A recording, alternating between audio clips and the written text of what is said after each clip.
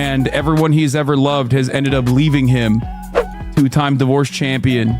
Go hang out with your son, man. Peterson said something about how the Nazis had like some socialist ideology, and Destiny was like, well, they didn't like see the means of production. I'm being pedantic, but like it was some literal like elementary school definition of socialism, as to say like that's why the Nazis weren't socialists. And I'm like, it literally reminded me of my day. For anybody who's listening and was, is he gonna give a definition of socialism, or what do we like?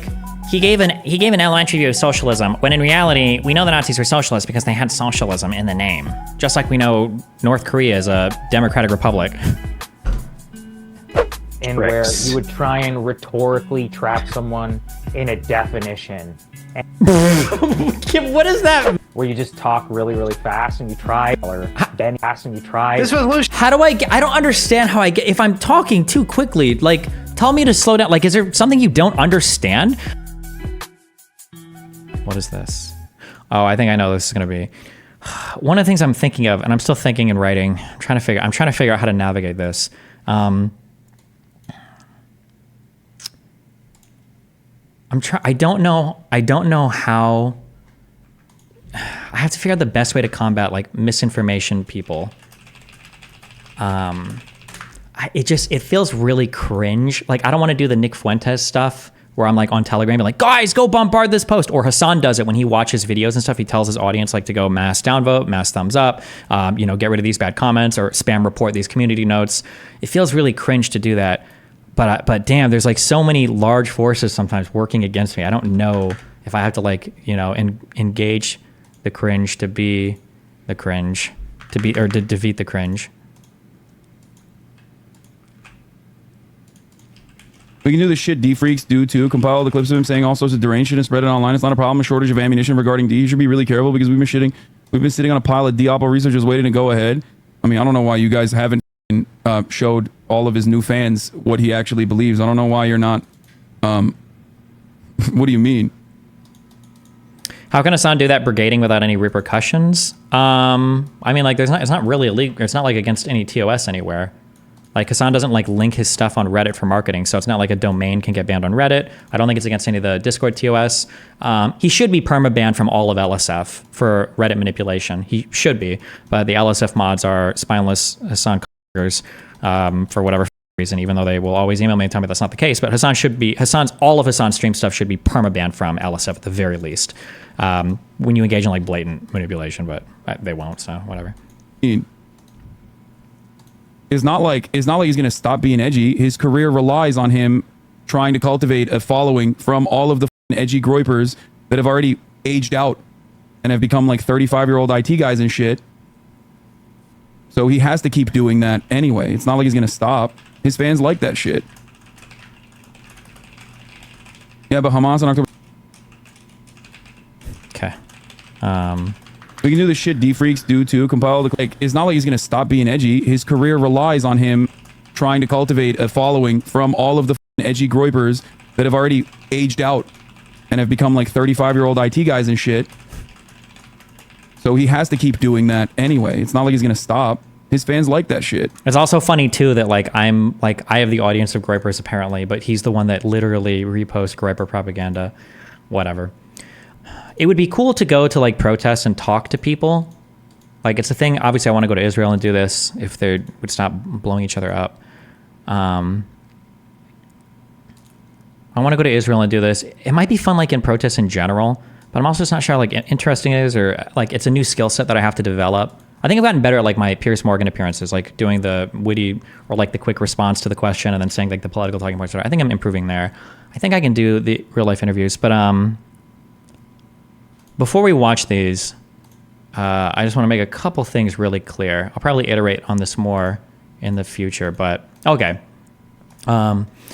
If I go and do interviews for people protesting, all right? So here's a couple things to keep in mind, all right? So I'm thinking of like students and children. And when I say children, I mean basically people under 25. No offense, okay? All right.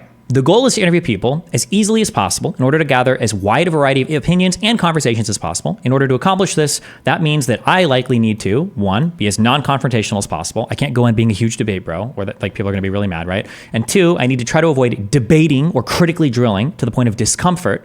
And then three, I need to review the conversation I do record in the most positive and constructive manner possible, and this includes not allowing my stream or community to dogpile interviewees. So if I do interviews, people are going to say dumb things, especially because they're young, and I need to not have you guys like shitting on them relentlessly because it like fucks up.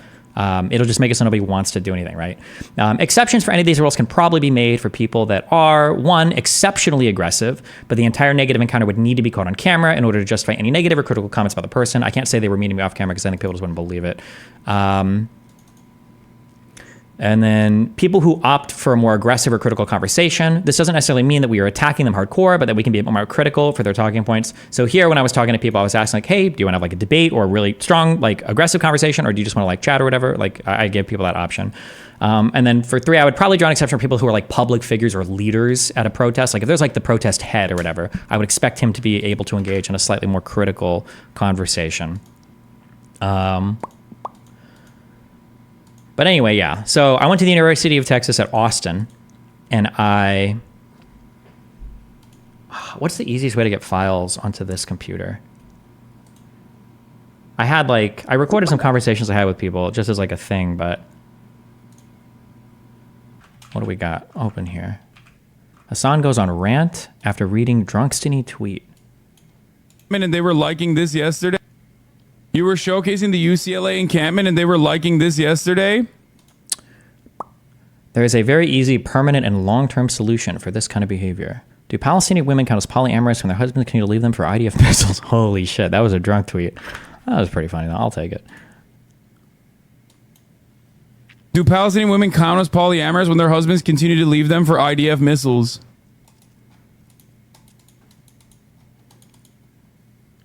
It's just like... He's so edgy. He's so edgy, dude. He's in defense of state-sponsored genocide. It's so Are we even going to read the tweet that I'm responding to? The whore wife that you paraded around podcasts is the image of a healthy polyamory left you for a Swedish femboy that she f***ed against your word. Are we even going to read what I'm responding to? I guess not. Okay, that's cool. so edge. Perhaps this is the reason why the only people in his orbit are those who desperately cling on to a crumb of clout and attention that they will get from his psychopathic sycophant community, and everyone he's ever loved has ended up leaving him. What a weirdly bizarre thing to say. I don't even, it's just weird. I don't want to, it always feels weird tearing into people's paths. Two-time divorce champion. Go hang out with your son, man. What the f*** are you doing? Jesus Christ. Instead of defending the unjustifiable murder of other people's sons over and over again online with increasingly edgy sentiment. Ooh, it's so 4chan. Ooh, we're so pole. Ooh, we're so edgy. Meanwhile, Hasan is literally tweeting out homemade guns in response to politicians? Seriously? Edgy for me, but not for thee. That's what happens when you're a whole ass 40-year-old with a literal son who's at the age where they're like cognizant of your insane behavior. And it's like, where did the 40-year-old thing come from? Who started that? You're almost 40? Was that Aiden Ross? How does Hasan pick up like every negative talking point against me? He's got to be watching like anti-fan shit from so many different people. Or what does he get? I wonder, maybe what other people say, maybe that winds up in Hasan's Discord, and maybe he reads it there if I'm being charitable, but... Because isn't Hasan like the same age as me? Oh, wait, did that come from Candace Owens? I thought she called me 35. I thought it was Aiden who called me almost 40. Behavior, two-time divorce champion running around acting like you're a 14-year-old in a forum in 2010. Like he's almost 33, but okay. You were showcasing the... Jesus Christ. How old am I? I'm 35. I'm like 2 years older than this guy. Mesmerized by this Italian plastic surgery practice's Instagram.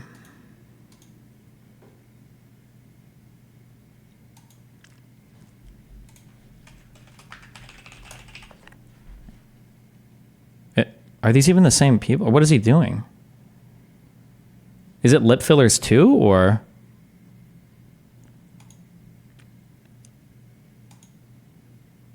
Jesus Christ. Okay. Oh, and also, I finally watched a movie last night, Margin Call. I'm going to be honest. I watched all the YouTube clips of this movie. That was fucking awesome. And I watched the whole movie. The movie was not as good as the YouTube clips. I'm going to be honest. Wow.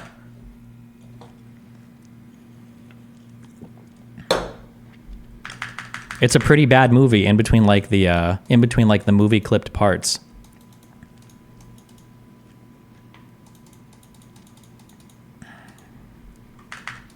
But I will say the performances are really good. From 3 or 4 of the actors, actually.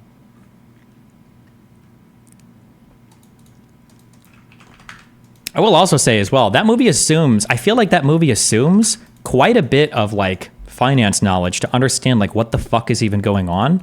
I don't know if it's just they expected everybody to watch that movie to know instantly, like, why is it a big deal if this company is over leveraged, or why do they have to sell everything? Or like, why is it bad if they sell things, or why is it bad if they sell things but they don't buy things? Like, they never actually explain any of that in the movie.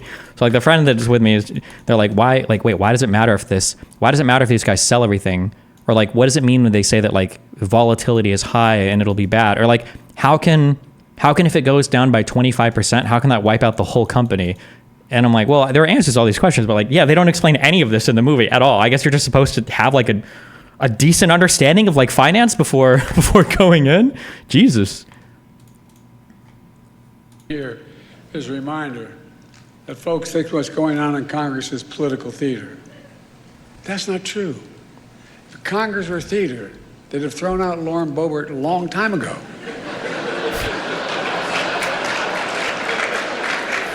You remember when Trump refused to do any of these because he got so ass mad the time that Obama made fun of him? Jesus Christ.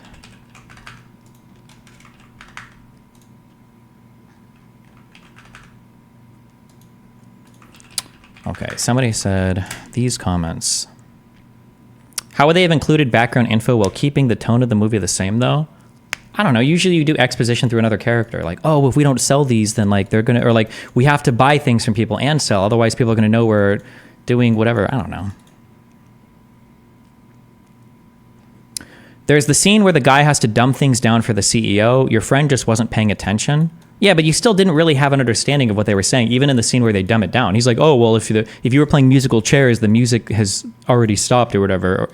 I feel like if you don't understand like concepts related to like, if you don't understand leveraging really well, it's hard to understand why anything could really be that bad. Like if you've got a whole bunch of assets on the books that are going bad and they're worth $1 million and you sell them all for 65%, I guess you've lost money. That's bad. But people don't understand that like if you're 20 to 1 leveraged on something and it goes bad, it can go really bad. Like easily over the value of your entire company, depending on how many of these assets you have in your books. But like, and I feel like that adds a bit to the drama. Like, because if you're an ordinary person, you've got like $1 million in stocks and they fall by 20%. Well, who the fuck cares? Like, I mean, it's bad, but like, okay, but like compare that to when you're very over leveraged on something. It's a whole different ballgame. And even the name of the movie is Margin Call, but that I don't even think that concept isn't even brought up in the movie, and nothing related to a margin call even happens in the movie. Did they just like pick like a random finance term, or like what the fuck? Yeah, I don't know. But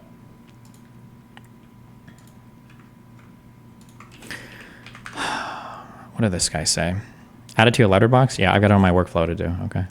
Guy asked about his open marriage, and Destiny responds by calling him poor and a loser. Nice response from a guy who likes to debate. Okay.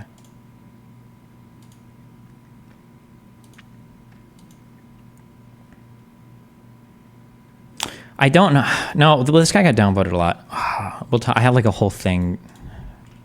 What did I write about this?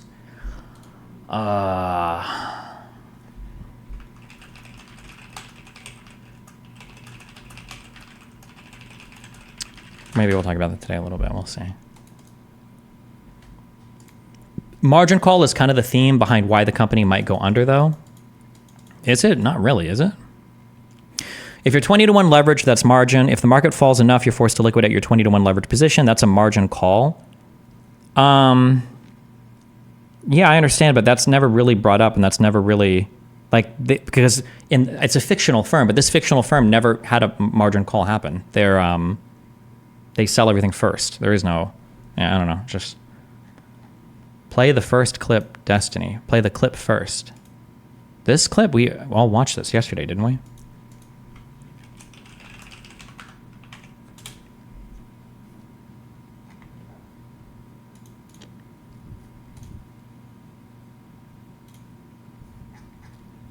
Explain those concepts. Explain like I'm 5 for us uninformed. I don't know.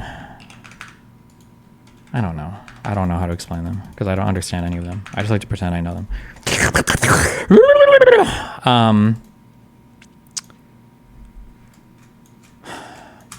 If you own a stock and that stock is worth $100, if the stock goes from $100 to $80 and you're forced to sell it, you've lost $20. Okay, so you have $100 invested in the market, but then you've got $20 that you've lost against your $100 invested. If you buy one stock for $100, the most amount of money you have invested is $100. The most amount of money you can lose is $100.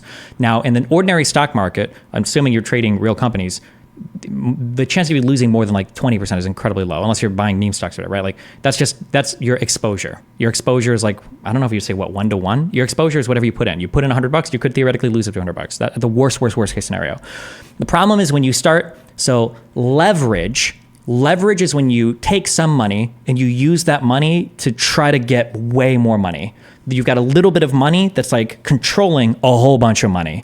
And the nice thing about leverage is when you're using a little bit of money to control a whole bunch of money, when that whole bunch of money goes up, you can make a lot of money. But when a whole bunch of money goes down, you can theoretically lose a lot more than you've put in.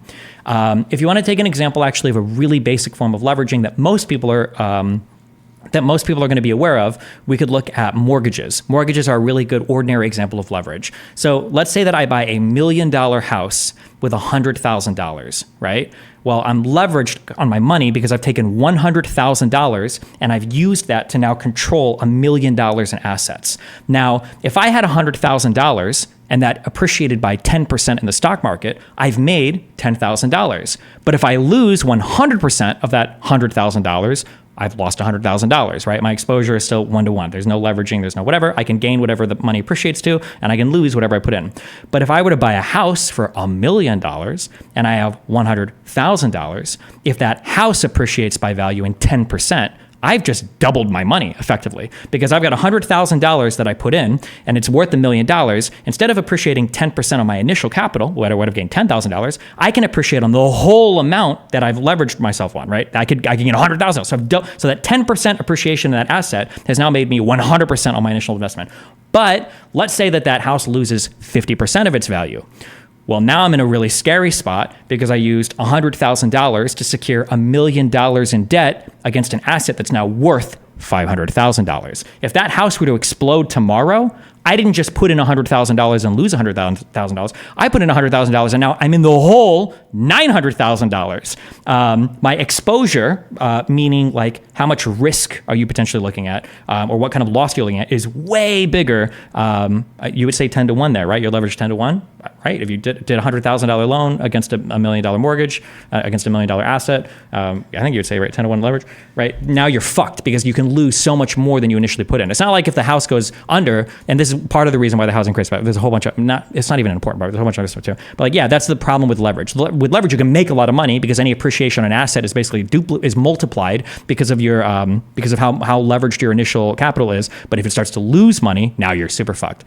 To go one more step further, a scary thing also about leverage is, let's see if we can get to this. In order for you to have an investment, your downsides are probably going to be capped based on the relationship you have with your broker, your market maker, or whoever you're trading with. Meaning that when you start to hit too much of a negative balance, they're going to say, hey, listen, you're looking like you got a pretty exposed position here. I need you to give me more money because I don't trust that you're going to be able to cover your position if this thing goes tits up. So you might have $100,000 invested in a house the house is worth $1 million.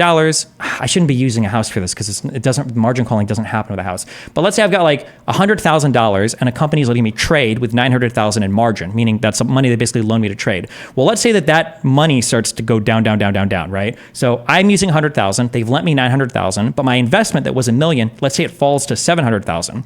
Technically, I owe the people that I'm trading with $200,000.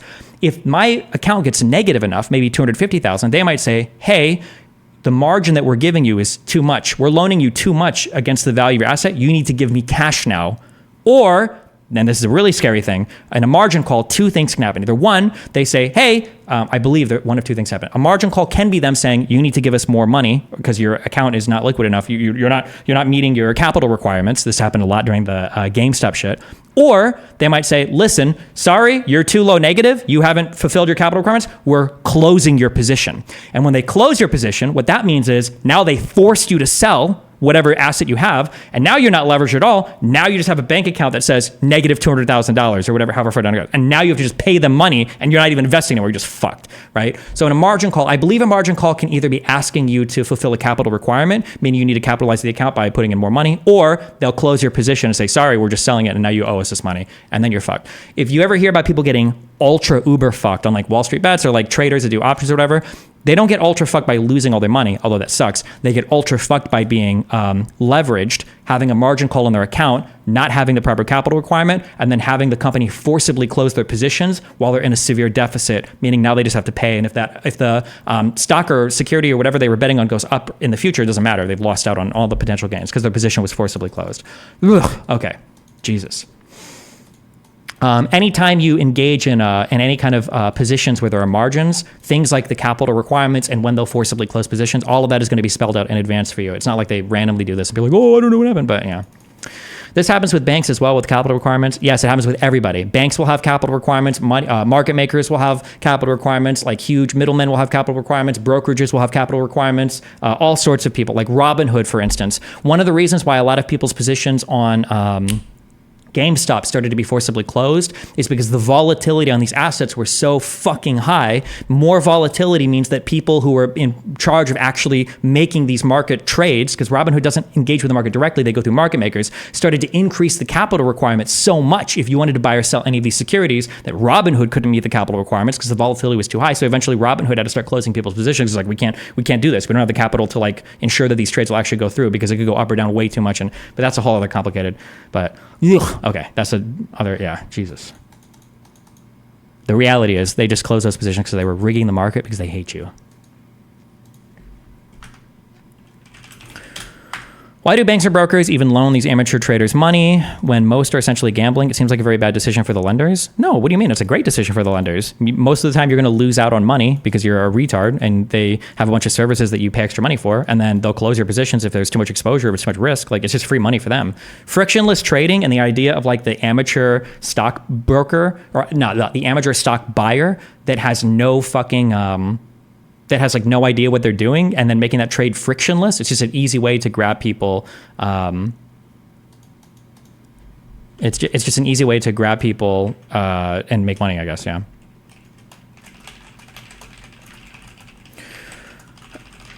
Someone who's written stuff for institutional brokers who trade this shit, the contracts are wild. Everyone is leveraging their assets that are owned via other contracts with everyone. Yeah, I mean, like I think you get into weird places where you're making like underlying assets are having so much other money that are kind of like betting against them. Like there's a lot of leveraging going on. They kind of do this scene in The Big Short where, no, it's blackjack, but it's the same here. I don't know if I'll be able to watch this or if it'll DMCA. Okay, so here's how a synthetic CDO works. Let's say I bet 10 million on a blackjack hand. 10 million because this hand is meant to represent a single mortgage bond. Okay, Selena has a pretty good hand here, showing 18, dealer showing 7. That's a really good hand for Selena. Good odds. In fact, her chances of winning this hand are 87%. Them not allowing you to buy GameStop, but still allowing you to sell was fucked up. No, because selling is easier because you don't have to worry about the liquidity there. This gets way more complicated, and there's no reason to get this deep in, but I'm not going to do this too much. But like, this is the issue, okay? And I don't even remember this stuff perfectly, okay? I'm going to do this in like 2 seconds, okay? If you don't believe me, then suck my dick. When you buy something from Robinhood, when you buy one stock in Robinhood, and then the stock is in your account, that stock doesn't exist. You don't actually have that stock, okay? That's not real that you have it instantly. That trades can't happen that fast. What happens is when you buy that stock from Robinhood basically, they group all their orders and shit together at the end of the day, and then they fill these out with whatever their market maker was. I don't know who they're using, but these huge market maker companies, you've never heard of them, you don't know it. These are people that actually go onto the market and they buy and sell in huge groups. So they're always buying or trading like in thousands of shares at a time or whatever, so that they always have the liquidity on hand to ensure that these trades are being done with the people that work with them, right? So the problem is that when you're buying things from Robinhood and Robinhood is saying that trade is cleared, it actually takes, I think is it T2? There's a term for this, but I think it takes two business days ordinarily for a trade to clear, right? But the issue is, okay, so, well, who cares, Destiny? Why does that fucking matter? Why can I sell but not buy? Well, because here's what's happening, okay? Ordinarily, on a stock in a major company, the price isn't going to change that much, right? So Robinhood might say, hey, listen, today we had 1,000 people that wanted to buy stock A. And they register that. All these people get their stock A. They're like, yeah, cool, I got to trade. That's so awesome. I'm happy. They got stock A, blah, blah, blah. But they don't actually have it. Remember, they don't have it. Robinhood is putting in this trade with their market maker. And the market maker will say, okay, well, we're going to go to the market. We're going to buy and sell these. We deal with so much volume. And we make money off the spread and we close the spread a little bit. We make a few cents, blah, blah, blah. It's all good. Don't worry. That's fine. But let's say that stock A starts to run into an unprecedented issue where, also, hold on. So as a part of that, just to be clear, when Robinhood is buying these huge amounts of shares from these market makers and then transferring to the company, they don't have all the money on hand for every single buy and sell. They can't possibly, right? Because if you're depositing a little bit and you're buying, like, Robinhood they're engaged in so much business where they're buying and selling. They don't always have the underlying amount of money, because also you don't always know how much money you're going to need, right? Because they might say, I'm going to buy stock A, 1,000 shares, but by the time the market maker actually delivers you stock A, it might have gone up a few cents in the market, right? Or it might have gone down a few cents. There might be reasons why the price changes, all right? But let's say that stock A, for whatever reason, is unbelievably volatile, which is what was happening with GameStop, such that stock A's price might change by 100% in a day. There might be some wild shit going on.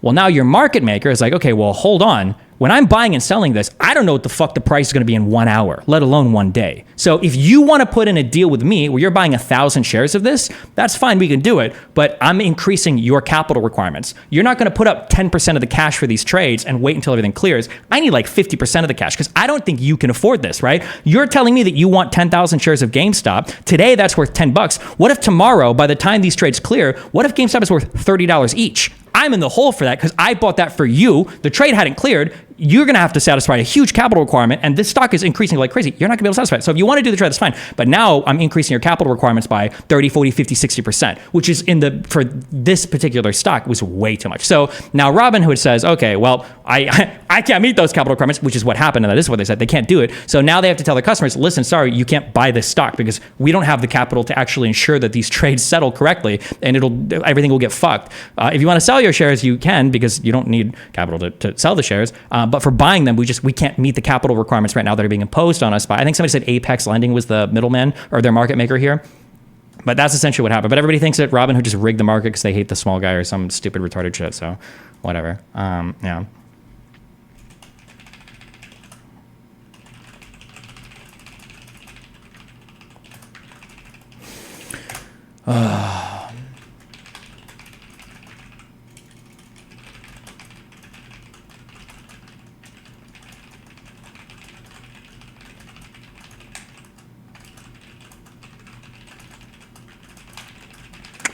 In the case of Robinhood, they had to renegotiate with their market maker, which took a little while. Yeah, but it was too late. The conspiracies were already done. In like 2 days, people had already... No, I'm sorry. In 1 day, in like 12 hours, people were already like, no, it's fucking rigged. This is bullshit. They don't want the little man to win. Destiny, don't know. Why do Republicans want to limit a person's right to vote? Example, limiting voting to just 1 day. If voting was limited to just 1 day, some voters may not be able to make it to the polls because they may be stuck or work. I don't know, bro. It's I don't know. Nobody has values when it comes to voting. That's what I think. Yeah. These market makers actually control the markets? Isn't it weird that no one actually knows? Oh, nice Pepe face. The reality is that the problem, in my opinion, is people just really want to remove all the friction from trading, but there probably should be friction with trading. Fuck you. Like it should take a little bit to buy a stock, have it settle, like have the trade clear, get the stock in your account. But people always want that shit instantly. So, yeah. What was the name of, there was a name for what Robinhood engaged in. I say engaged in like it was illegal because people called it front running, but it's not actually front running. There's a 4-letter acronym, I think. Fuck, what was it called? Somebody tell me. There's a way that Robinhood made this so there was no cost.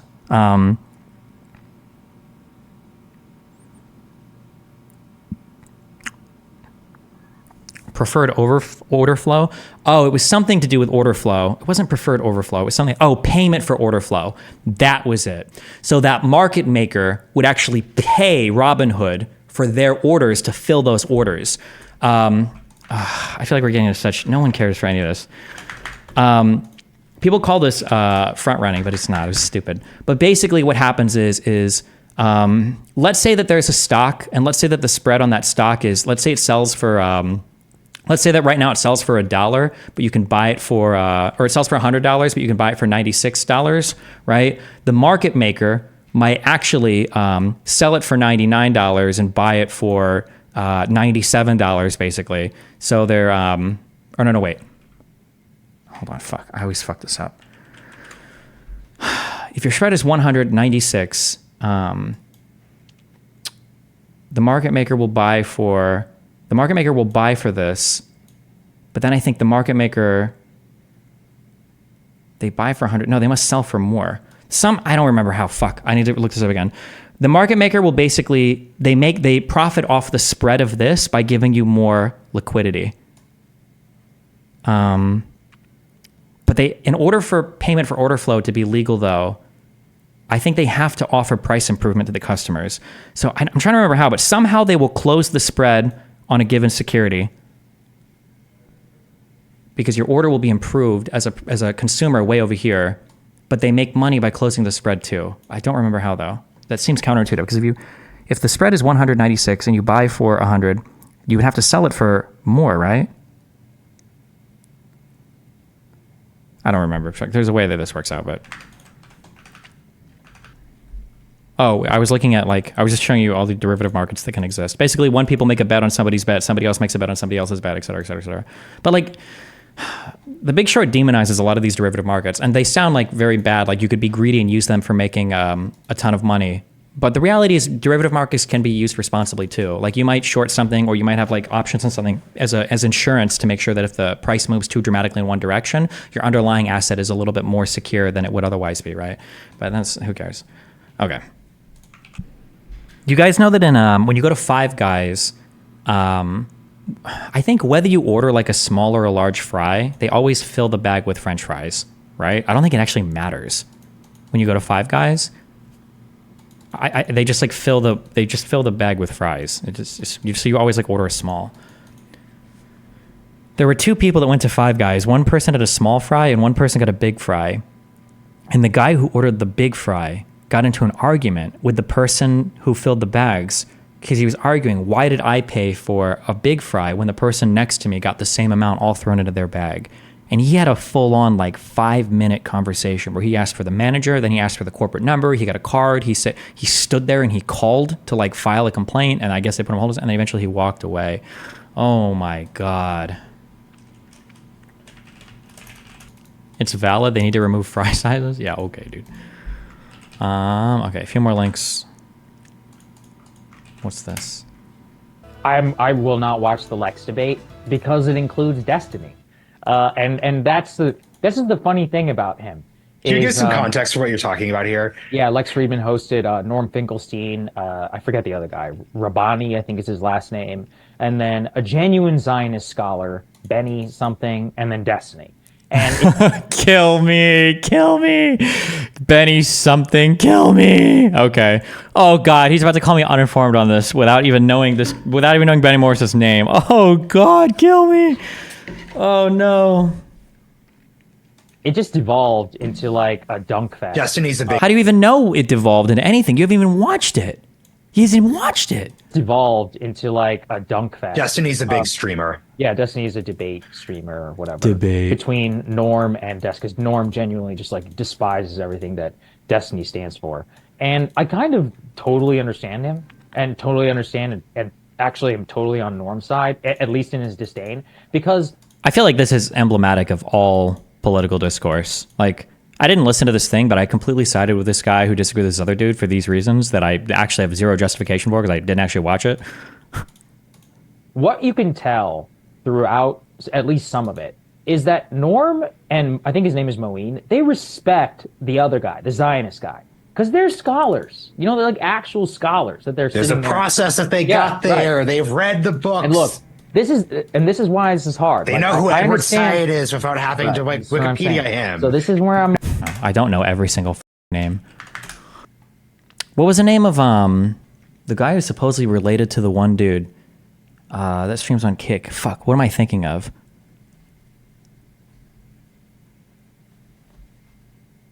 Maybe thinking of Rashid Khalidi? No, he's another scholar guy. He's a big scholar. What is the name of the guy? Who am I thinking of?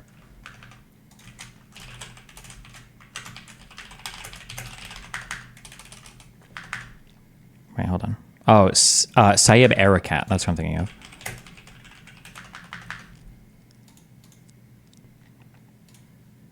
Supposedly he's related to Fuzi too. I still don't know if that's real or not. Yeah, he was involved in the Camp David and Taba Summit stuff. All right. Because they're scholars. You know, they're like actual scholars that they're There's sitting a process that they got there. Right. They've read the books. And look, this is why this is hard. They know who Edward Said is without having to like Wikipedia. Why would this be the guy you would bring up? The world, the text and the critic, nationalism, colonialism, literature, yeats and decolonization, culture and imperialism, representation. Okay, is this just like a pop? Or I'm sorry, I shouldn't say pop historian or pop culture. I don't know him enough to even insult him. He might be a good scholar. I have no idea. I'm not sure why this guy is brought up in regards to this, but okay, whatever. I am. So this is where I'm like, I get that credentialism and all of that is not a good. I'm not necessarily for it, and that's not what I'm advocating for. What I am saying is subject matter expertise is actually very important. Now, once again, I saw a clip that was, I think it was like Jordan Peterson versus Destiny. And Peterson said something about how the Nazis had like some socialist ideology. And Destiny was like, well, they didn't like seize the means of production. I'm being pedantic, but like it was some literal like elementary school definition of socialism as to say like that's why the Nazis weren't socialists. And I'm like, it literally reminded me of my day. For anybody who's listening and was, is he gonna give a definition of socialism, or what do we like? He gave an elementary view of socialism when in reality we know the Nazis were socialists because they had socialism in the name, just like we know North Korea is a democratic republic. was a debater in high school. Like it's like parliamentary debate. We call it a CX in Texas, cross examination debate. It literally reminded me of like CX level, like 9th grade debate, in where you would try and rhetorically trap someone in a definition. What does that mean? Trap someone in a definition? Bro, do you not think definitions for words fucking matter? Do you think that might be your fault if you're getting trapped in a definition because you don't know what the fuck something means?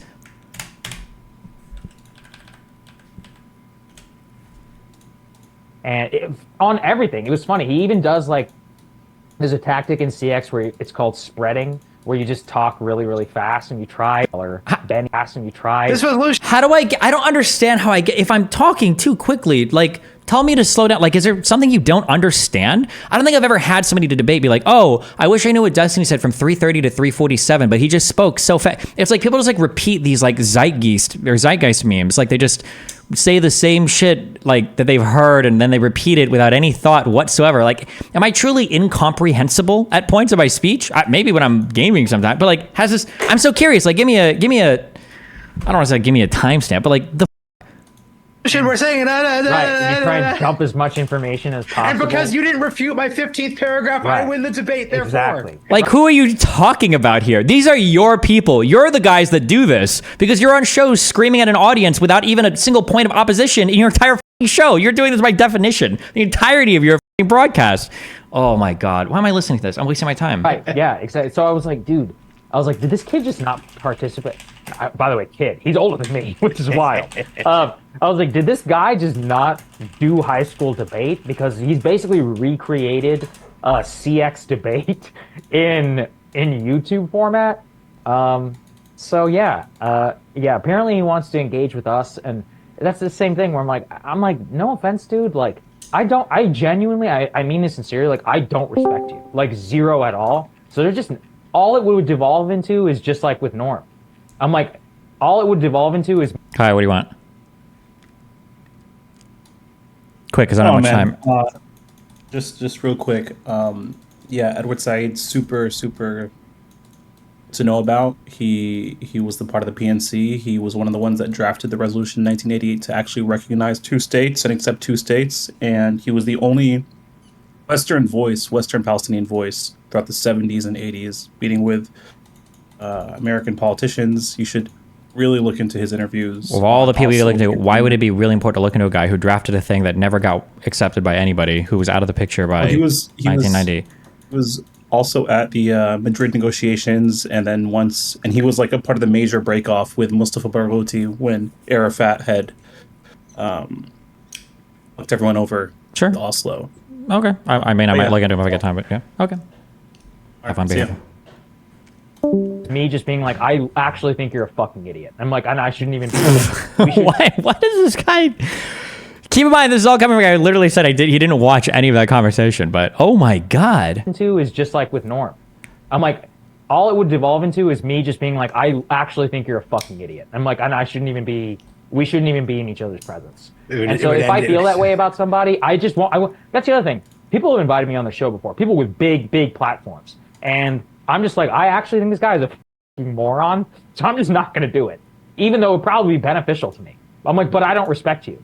So there's no... Press X to doubt. Who's invited this guy onto really huge platforms? Do you think he's turning down an invite from like fucking Joe Rogan? No shot. No reason for me to do it.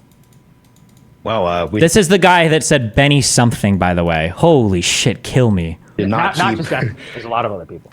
I mean, we did not keep our and once again, this is why, to close on this. This is I had this frustration with Ro Khanna when Ro Khanna did that big Taylor Lorenz piece where he like hosted all of his streamers by the White House, and this is the future. He's actually been on Joe Rogan.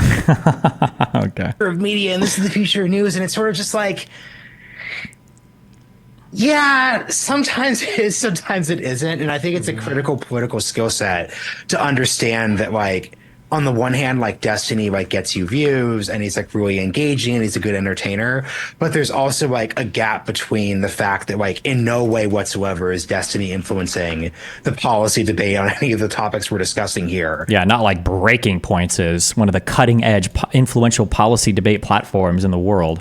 And that's just generally going to be true for all time, because the thing that I think you and I try to do with the realignment and with Breaking Points is kind of find this moderate position where we're saying, look, the credentialism is lame and very lazy. But which is what you literally just did for 4 minutes, but okay. And while like established institutions like NPR don't have the same credibility they used to have.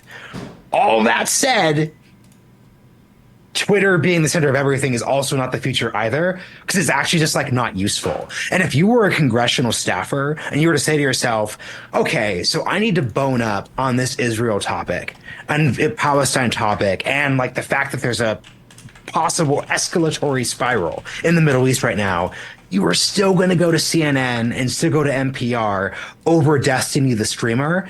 And it's really important that people understand that. And once again, I think there's just like an opportunity for people to kind of really like find ways to like merge their expertise with new formats, but also understanding that there's a bit of a sacrifice. You can't have it both ways. Like you can't get the reason like you can't have Destiny level views and I think perfectly merge it. And I think you have to have like a strong like mental construct for like what you're kind of doing there. Yeah, I don't disagree. And look, I mean, here's the thing. Notice this. I'm not saying don't watch him. If you like it, go for it, man.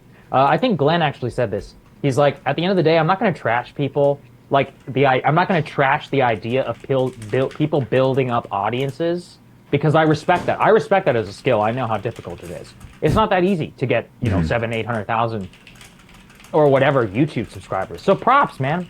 Clearly, people enjoy what he has to say. Be my guest. It's a free country. Will I engage with it? No, because I think it's dumb. But there's a lot of shit that I think is dumb that is very popular. I don't run the world. I'm not a dictator. I'm just telling you like how I think about these things. Brave.